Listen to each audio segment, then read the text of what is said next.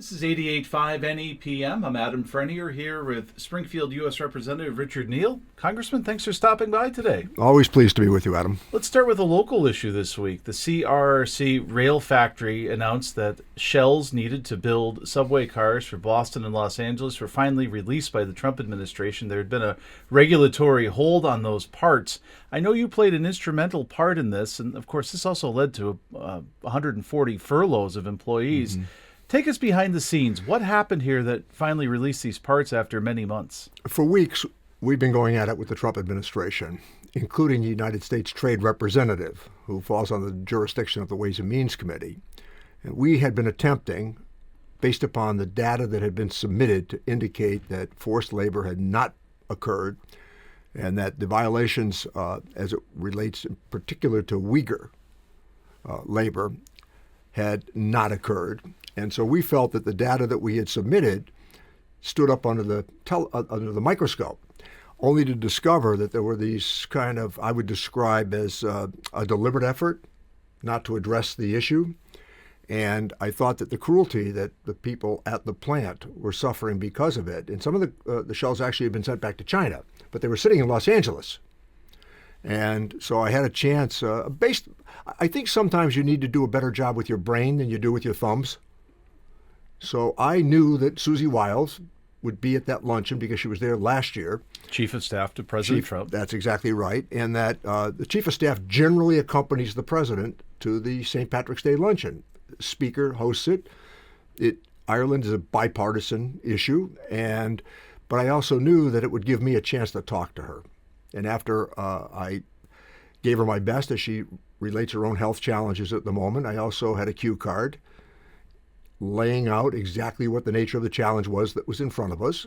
We had met the prescribed requirements, and that 140 people were being laid off for no apparent reason other than the fact that there was this reluctance by the Customs Bureau to act.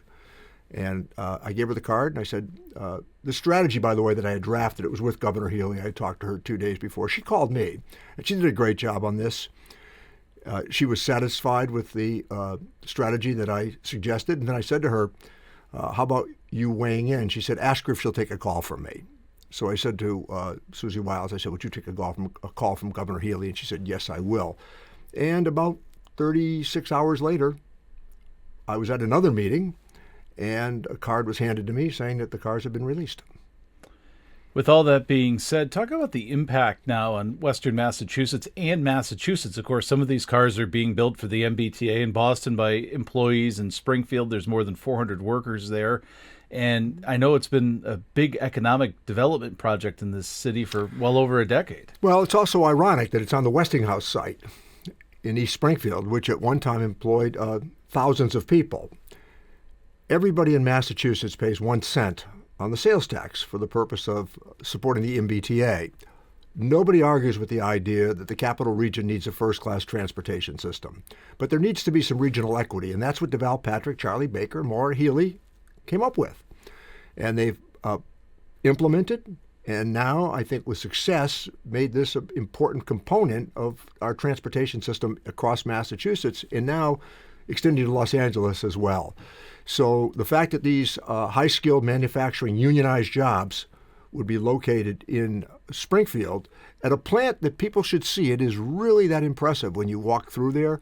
And I hope that we can get past these short-term intervals, which now get in the way of what I think is a sustained effort to make sure that the plant functions as intended.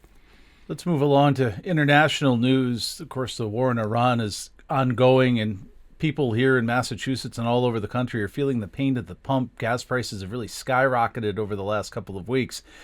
Do you think that could put some pressure on the Trump administration to try to find some kind of an off-ramp in this conflict? Well, one of the challenges you have with the Trump administration, you never know. It starts out at 8 o'clock perhaps, changes at 9, changes again by 11, and then there's always the press conference at the end of the day declaring victory no matter what the issue is. And it's worrisome because the objectives of this, as he calls it, incursion, have really not been laid out to the American people. And there certainly has been no exit ramp that has been established. And I think some of the reporting so far has been critical of the lack of national objective.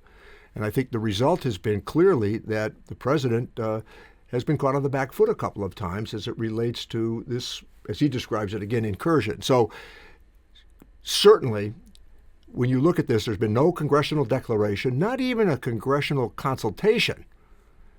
And the Senate acquiesced, the Republicans in the House of Representatives, they surrendered on the issue. And we need to have a conversation about, as you've described it, what's the exit plan? As far as the role with Israel is concerned, the president this week told Benjamin Netanyahu not to bomb petroleum facilities in Iran, and that ended up happening anyway. Are you concerned at all about, whether it's a lack of communication or not being on the same page between the two nations? Well, one of the things that's important that I remember even from college is that one of the rules of order is that you can never let a weaker ally make determinations and decisions for you. And I think in this instance here, clearly there was either a miscommunication or somebody, as of this morning, is misstating the realities. And domestically speaking, looking at a partial government shutdown still that's impacting the Transportation Security Administration. Of course, a lot of this has to do with the Department of Homeland Security, which oversees ICE. A lot of controversy, of course, over immigration and customs enforcement actions. But for the second time in a few months, there's TSA agents that aren't being paid. Right. Lines are getting long. How do you try to balance the two?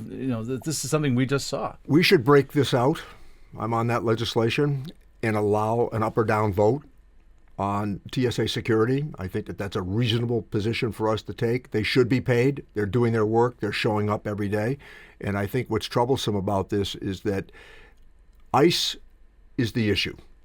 And what we're suggesting is reform of ICE is really important, and restating what ICE is supposed to do. It's border security. It's not arresting innocent people who are regularizing their status at a federal courthouse.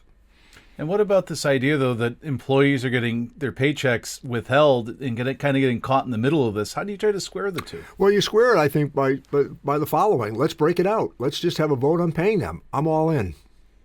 And finally, this weekend is the Holyoke St. Patrick's Parade, a long ongoing event. I know you'll be marching in it on Sunday. Of course, you've also been involved heavily in the Irish peace process. I know your grandparents were from Ireland. What will be going through your mind as you take that long stroll through the streets of Holyoke on Sunday between the tradition in Holyoke and your involvement in the Irish process? Well, it's an extraordinary accomplishment because of the American dimension.